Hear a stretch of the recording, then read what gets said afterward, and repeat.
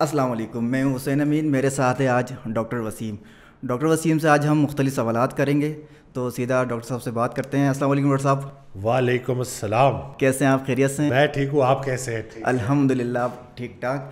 Doctor صاحب بہت سارے سوالات ہیں جو میں آپ کے ساتھ ایک عرصے سے جڑا ہوں، تو لوگ مجھ سے کرتے ہیں کہ سر سے پوچھ کے بتائیں، تو آج میں نے فیصلہ کیا ہے کہ ایک ہی دفعہ سارے سوال اکٹھا کر کے آپ سے پوچھ لوں، تو آپ نے سر جواب دینا ہے تاکہ جو سننے والے ہیں ان کو سارے جواب مل جائیں، جن کو ضرورت نہیں ہے ان کو بھی مل جائیں، انشاءاللہ۔ ٹھیک ہے؟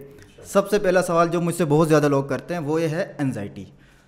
لوگ کہتے ہیں کہ انزائٹی اور ایکسرسائز ان دونوں کا کمبینیشن کیا ہے آپس میں، اور انزائٹی میں ایکسرسائز کیسے کام کرے گا؟ کائنڈلی اس کو ذرا آپ ایلیبریٹ کر دیں۔ ٹھیک ہے، میرے اسی سوال کا جواب نا میں نے بھی ایک پیشنٹ سے میں بات کر رہا، وہ آئے میرے پاس بڑے پریشان تھے، انگزائٹی سے گزر رہے تھے، تو مجھے کہتے ہیں کہ مجھے بتائیں میں کیسے ٹھیک ہوں۔ تو میں نے کہا دیکھیں میں آپ کی ابھی ڈائٹ سیٹ کروں گا، وائٹامنز ایڈ کریں گے اور آپ کو ایکسرسائز کی طرف میں لے کے جاؤں گا۔ تو آگے سے کہتا ہے کہ نہیں، مجھے نہیں لگتا کہ مجھے ایکسرسائز سے کوئی فائدہ ہوگا۔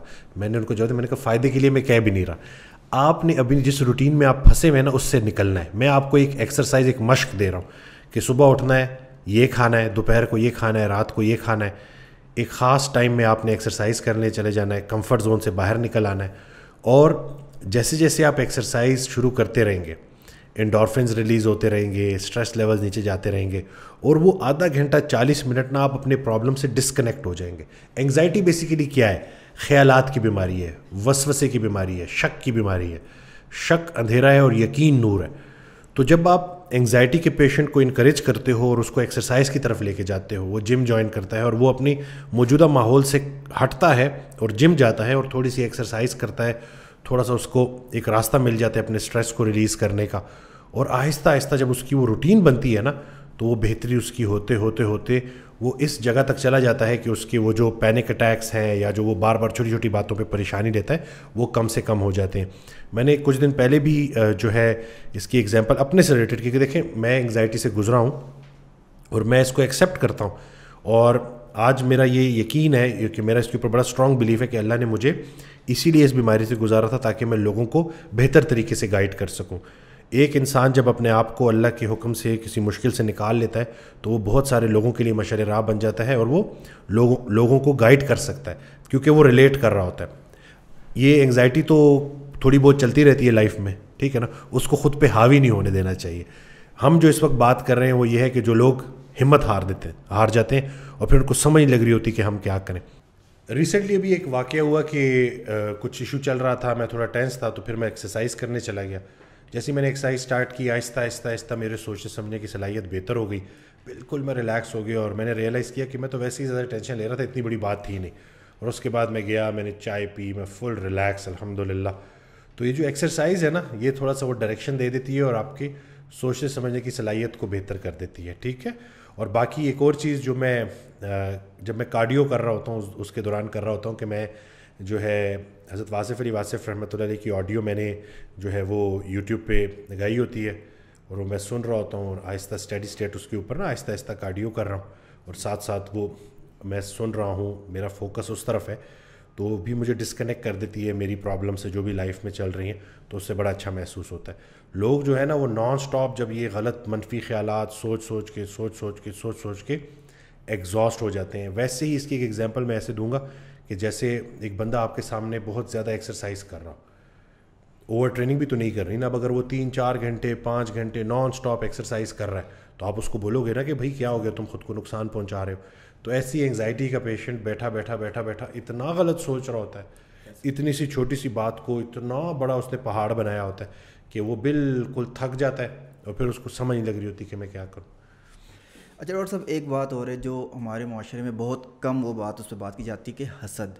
اب آپ نے اس کو ایکسپلین کرنا ہے، حسد اور رشک میں کیا فرق ہے؟ کیونکہ بچپن میں ہمیں بڑوں نے یہ بتایا کہ حسد سے انہوں نے وہ ایک پازیٹیوٹی بھی نکالتے تھے کہ ایک بندہ نمبر زیادہ لا رہا ہے تو آپ حسد ایسے کر سکتے ہیں کہ آپ اس سے زیادہ لے کے آئیں، ٹھیک ہے۔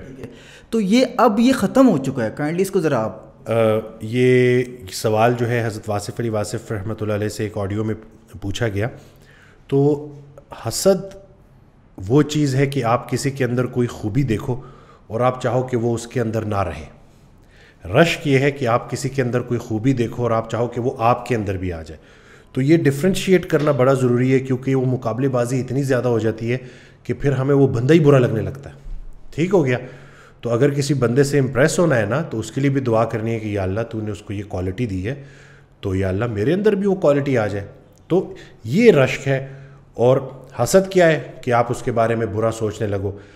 ہماری جو یہ سوشل میڈیا کی دنیا ہے اس میں دکھاوا ہے، مقابلے بازی ہے. ایک بندہ اگر کہیں اس کو اللہ نے کچھ نواز دیا ہے تو وہ پھر ہر جگہ لوگوں کو شو آف کرتا پھرتا ہے. تو زیادہ شو آف بھی اس لیے منع ہے نا کہ نمائش. جب آپ جس انسان کے پاس نمائش کے علاوہ اور کوئی ذاتی خوبی نہ ہو نا تو وہ بیچارہ بھی بیمار ہے. یعنی کہ جس کی اپنی ذاتی کوئی خوبی نہیں ہوتی وہ اپنی چیزوں پہ ڈپینڈنٹ ہوتا ہے کہ دیکھو میں نے یہ نیا موبائل اس لیے نہیں لیا کیونکہ مجھے پسند تھا، یہ نیا موبائل میں نے اس لیے لیا ہے کیونکہ بھائی لوگ کیا کہیں گے کہ یار ابھی تک اس نے اپ گریڈ نہیں کیا.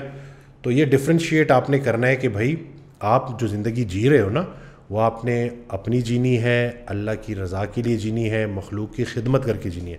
اور جب آپ اس طرح کا مقابلے بازی شروع کر دو کہ میں دوسرے سے بہتر ہوں یا دوسرا مجھ سے کم تر ہے، تو حضرت واصف علی واصف رحمۃ اللہ کا بڑا پیارا جملہ ہے کہ کسی انسان کو چھوٹا سمجھنے کے لیے یہ ضروری ہے کہ یا اسے دور سے دیکھا جائے یا غرور سے دیکھا جائے. لیکن اگر ہم غور سے دیکھیں نا تو ہر انسان اپنے اندر بڑا کچھ رکھتا ہے. ٹھیک ہے نا. جب سے سنا ہے یار لباس بشر میں ہے اب آدمی کچھ اور ہماری نظر میں ہے. تو یہ بھائی ہیں اپنے، اور ارد گرد اگر کوئی اچھا انسان نظر آتا ہے جس کے اندر آپ کو کوئی خوبی نظر آتی ہے تو آپ اس کے لیے دعا کرو، اور آپ اپنے لیے بھی دعا کرو یا اللہ مجھ میں بھی یہ خوبی پیدا کر. جتنی کوشش ہم خامی چھپانے میں کرتے ہیں اتنی کوشش میں خامی دور کی جا سکتی ہے. ٹھیک ہے نا.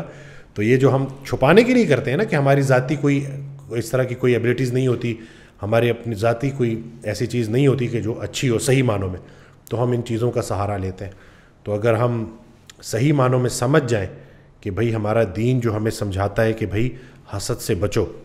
حسد اصل میں دوسرے کے لیے نقصان دہ نہیں ہے، آپ کے لیے اپنے لیے بڑا نقصان دہ، کیونکہ وہ ایک ایسی آگ ہے جس میں انسان تمام زندگی جلتا رہتا ہے اور یہ چیز بڑھتی ہے، اس کا گریڈ بڑھتا ہے وقت کے ساتھ ساتھ. تو اللہ تعالیٰ ہم سب کو حسد سے بچائے، اور اگر ہمارے بھائی میں کوئی خوبی ہے تو اس کو اپریشیٹ کرنے کی، اور کیونکہ وہ خوبی اس کو اللہ نے دی ہے تو جب آپ اس کی خوبی کی تعریف کر رہے ہو تو آپ اصل میں اللہ کی تعریف کر رہے ہو. تو یہ چیز سمجھنی ہے ہم نے. ماشاء اللہ صاحب بہت اچھے طریقے سے آپ نے ایکسپلین کیا ہے. نیکسٹ ہم آگے آتے ہیں سر، ایکسرسائز پہ بات کر لیتے ہیں. ٹھیک ہے. ایکسرسائز کرنا ہے، آگے سردی آ رہی ہے. ٹھیک ہے. اب میں سردی کا انتظار کروں یا آج سے شروع کروں؟ دیکھیں ہمارا مسئلہ وہی ہے نا کہ جو ایگزامپل میں بار بار دیتا ہوں کہ ہماری حالت یہ ہو گئی ہے نا کہ ہم بس کے اڈے پہ جاتے ہیں کہ یار میں سفر شروع کروں اور ویگن ہی سلیکٹ کرتے رہتے ہیں، اس کوچ میں جاؤں، اس کوچ میں جاؤں، اس کوچ میں جاؤں، چلو کل چلا جاؤں گا، پھر واپس چلے جاتے ہیں. اور کوئی ایک بندہ آ کے کسی ایک گاڑی کو پکڑ کے نکل جاتا ہے اور اس کا سفر شروع ہو جاتا ہے. افسوس اسی بات پہ ہے کہ ہمارا وہ کل آتا ہی نہیں ہے. گرمی آئے گی تو شروع کروں گا، سردی آئے گی تو شروع کروں گا. ایکسرسائز کا کوئی خاص موسم نہیں ہوتا، ہر موسم ایکسرسائز کا موسم ہے. اور جب آپ ایکسرسائز سٹارٹ کر دو گے نا تو آپ کے اندر کا موسم بھی انشاءاللہ ٹھیک ہو جائے گا. اور کچھ قدم سے سٹارٹ کرو، ہلکی پھلکی ایکسرسائز سٹارٹ کرو. میں یوٹیوب پہ بیسک اپنی ایک سیریز شیئر کر چکا ہوں بگنر ورک آؤٹ کی، وہ دیکھیں، اس سے مدد لیں اور سٹارٹ کریں. جیسے جیسے آپ ریگولر ہوتے جائیں گے ویسے ویسے آپ کا سٹیمنا بھی بہتر ہوتا جائے گا. چھوٹے چھوٹے کام کر کے جو آپ تھک جاتے ہیں یہ مسئلہ بھی ٹھیک ہو جائے گا. اور سب سے بڑھ کر آپ اچھا محسوس کریں گے، اور جیسے جیسے آپ اچھا محسوس کریں گے غصہ کم ہو جائے گا، سٹریس کم ہو جائے گا، چڑچڑا پن کم ہو جائے گا، غیر ضروری جو پریشانیاں لے رہی ہیں وہ کم ہو جائیں گی، اور آپ کے ارد گرد کے لوگ بھی آپ سے خوش رہیں گے. تو آج کل اکثر لوگ آتے ہیں نا کہ اکثر کپلز آتے ہیں وہ کہتے ہیں کہ یہ میرے ہسبینڈ کو غصہ بڑا آتا ہے. تو میں وہی کہتا ہوں کہ دیکھیں وہ ایکسرسائز نہیں کرتے، ان کی ڈائٹ ٹھیک نہیں ہے، وائٹامنس کم ہے، تو اس طرح تو ظاہر سی بات ہے کہ غصہ آئے گا. تو اپنا لائف سٹائل سیٹ کرنا ہے اور آہستہ آہستہ انشاءاللہ کسی بھی فارم میں ایکسرسائز سٹارٹ کریں. اچھا ڈاکٹر صاحب، ایکسرسائز کی جو بات ہو گئی ہے تو آپ یہ بتائیں کہ پاکستان میں ماشاءاللہ سارے موسم پائے جاتے ہیں، ڈائٹ کا کون سا موسم؟ وہی میں نے یہ بتایا نا، ہر موسم ڈائٹ کا موسم ہے. اصل میں مسئلہ یہ ہے کہ لوگوں کو ڈائٹ تب یاد آتی ہے جب شادیوں کا موسم آتا ہے. ٹھیک ہے نا. ٹھیک ہے، یہ نہیں کہ فوٹو شوٹ آ رہا ہے، ٹھیک ہے نا، شیروانی میں فٹ آنا ہے، تو بس یہ دیکھ لیں کہ ہم اپنے اس فوٹو شوٹ کے لیے اپنے آپ کو فٹ کرتے ہیں، ویسے پھر کئی سال ہم جم نہیں آتے. تو ہر جو ہے موسم وہ ڈائٹ اور ایکسرسائز کا موسم ہے. جب ہم ایکسرسائز کی بات کرتے ہیں تو ہم ساتھ ساتھ ڈائٹ کی بھی بات کرتے ہیں. جب ہم ڈائٹ کی بات کرتے ہیں تو ہم ساتھ ساتھ ایکسرسائز کی بھی بات کرتے ہیں, کیونکہ یہ کامبو ہے.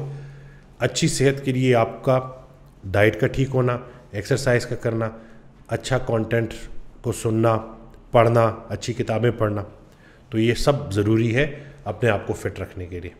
اچھا ڈاکٹر صاحب, ایک خاتون کی کال آئی تھی میرے پاس, تو وہ کہہ رہی تھی کہ میں اور میرا شوہر ہم دونوں موٹاپے کا شکار ہیں. شوہر مجھے ڈائٹ کرنے نہیں دیتا اور نہ وہ خود کرتا ہے. ٹھیک ہے ڈاکٹر صاحب کہ آپ کی ویڈیوز ہم دیکھتے ہیں, سنتے ہیں, تو ہمارا دل چاہتا ہے آج سے شروع کریں, لیکن جب وہ دن گزر جاتا ہے پھر اگلے دن سے ہماری وہی روٹین ہوتی ہے. ہم دونوں پریشان بھی ہیں لیکن اس کو ہم شروع بھی نہیں کر پا رہے ہیں. تو کائنڈلی ذرا بتائیں کہ ہمیں کیا کرنا چاہیے. دیکھیں, میں اکثر ایک بات کرتا ہوں نا کہ ہم سفر, یہ حضرت واصف علی واصف رحمۃ اللہ علیہ کا بڑا پیارا جملہ ہے کہ ہم سفر ہم خیال ہو جائے تو منزل آسان ہو جاتی ہے. اب ادھر ایشو یہ ہے کہ دونوں ہم سفر کھانے پینے میں ہم خیال ہیں, ٹھیک ہے نا, تو وہ ایک دوسرے کو نا سپورٹ کر رہے ہیں. لیکن ظاہر سی بات ہے آپ کے بچے, ان کا فٹ ہونا, ان کے فٹ ہونے کے لیے آپ کا فٹ ہونا ضروری ہے. اپنی خدمت کریں گے تو ان کی کر سکیں گے. تو دونوں سٹارٹ لیں, بیسک اس سے سٹارٹ لیں, جوائن کریں. میری ویڈیوز موجود ہیں, آن لائن ٹریننگ ہو یا ویڈیوز کے ذریعے ہو, آہستہ آہستہ ہاتھ پکڑ کے ایک دوسرے کا ارادہ کریں اور بیسک سے سٹارٹ لیں. جیسے جیسے رزلٹس نظر آنا شروع ہو جائیں گے نا انشاءاللہ, تو آپ کے لیے وہ سفر اتنا مشکل نہیں ہوگا. بہت سارے ہمارے کلائنٹس ایسے ہیں جو کہ جب میاں بیوی ساتھ سٹارٹ کرتے ہیں تو ان کو بہترین رزلٹس ملتے ہیں, کیونکہ ان کو وہ ایک سپورٹ مل جاتی ہے, دونوں ایک ہی طرح. بلکہ میرے پاس ایک کپل آئے تو دونوں نے 3 ماہ میں, ایک نے 14 kg, وائف نے 14 kg, ہسبینڈ نے 16 kg کم کیا. ان کی بیٹی نے دیکھا دیکھی 8 kg کم کر لیا. تو میں نے ان بیٹی سے پوچھا کہ آپ نے کیسے کم کیا؟ وہ کہتے کچھ ہوتا ہی نہیں تھا, یہ گھر میں جو کھاتے تھے ہیلدی, میرا بھی اسی میں دل لگ گیا, میں بھی وہ کھانے لگی. جب یہ لوگ اس کو پراپر اپنے اس ہیلدی میل کو انجوائے کرتے تھے, اچھی خوراک کو, تو میں نے بھی کھانا شروع کر دیا. تو جب آپ وہ ماحول پرووائڈ کر دیتے ہیں نا تو پھر بہتری ہو جاتی, اتنا مشکل ہوتا نہیں ہے. کوئی بھی کام جب آپ نیا نیا سٹارٹ کرتے ہیں تو تھوڑا سا مشکل لگتا ہے, لیکن جیسے جیسے اس کے ساتھ یوز ٹو ہوتے جاتے ہیں, قبولیت آ جاتی ہے, تو پھر وہ بڑا مسئلہ نہیں رہتا. اور دیکھیں, صحت سے بڑھ کر کچھ بھی نہیں ہے, جان ہے تو جہان ہے. ٹھیک ہے ڈاکٹر صاحب, سیشن کو کلوز کی طرف کرتے ہیں, لے کے آتے ہیں. تو ایک آخری سوال یہ کہ آپ نے کہا تھا کہ ہم ایک سیریز شروع کرنے والے ہیں جس کا عنوان ہے اسلام اور فٹنس. تھوڑا سا اوور ویو اس پہ آپ دے دیں پھر انشاءاللہ آگے. وہ اس میں ہم یہی ڈسکس کریں گے اور ہم پراپر جو ہے ایسا کانٹینٹ لائیں گے کہ جس کے ذریعے ہم لوگوں کو انکریج کریں گے کہ بھائی فٹنس جو اگر آپ نے اپنی بہتر کرنی ہے تو وہ کسی اور جگہ سے میسج نہیں آیا. ہمارا دین جو ہے وہ انکریج کرتا ہے فٹنس کو, ایکسرسائز کو, اچھی خوراک کو, صحیح خوراک کو. انٹرمیٹنٹ فاسٹنگ کی جو آج کل اتنی دنیا باتیں کر رہی ہے, اس کے اوپر ریسرچ ہو رہی ہے. تو رسول اللہ صلی اللہ علیہ وآلہ وسلم کی پوری لائف سے ہفتے میں 2 روزے رکھنا, بھوک رکھ کے کھانا, یہ ثابت ہے. تو ہمارا کوشش یہی ہوگی کہ لوگوں کو لے کے آئیں ان باتوں کی طرف جو ہمیں اسلام بتاتا ہے, تاکہ ان کی زندگی میں آسانی آئے. یہ جو دین ہے نا, دین اسلام, یہ زمینی ایجاد نہیں ہے, یہ آسمانی مداخلت ہے. کیونکہ آج کل لوگ دیکھیں کتنا پریشان ہوئے ہیں, تو اللہ تعالیٰ نے جو آپ کو بات بتا دی ہے نا, چپ کر کے مان لیں گے تو آپ کی زندگی بہتر ہو جائے گی. اور تسلیم کے بعد تحقیق گمراہ کر دیتی ہے. تو آپ نے تو ویسے ہی تسلیم کیا ہے, الحمدللہ آپ کے پاس اللہ ہے, رسول پاک صلی اللہ علیہ وآلہ وسلم ہے, ان کی پوری لائف ہے. تو بس اس کے اوپر عمل کرنا ہے کہ ایک دفعہ جب ہم عمل کرنا شروع کر دیں گے تو انشاءاللہ بہتری ہو جائے گی.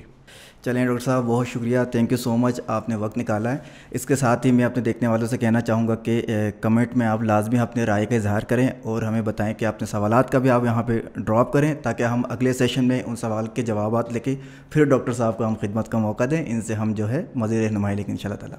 السلام علیکم, اللہ حافظ.